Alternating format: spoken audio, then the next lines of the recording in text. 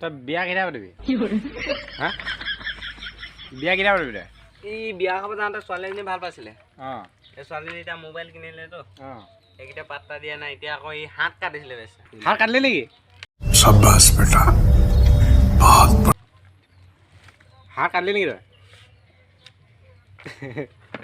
সঁচাকৈ এটা ওলাই সেইটো হ'লে ক'ব লাগছিল হয় নাই সঁচাই হয় নাই হা এই পংকজ সঁচা নে মিছা সঁচা সঁচা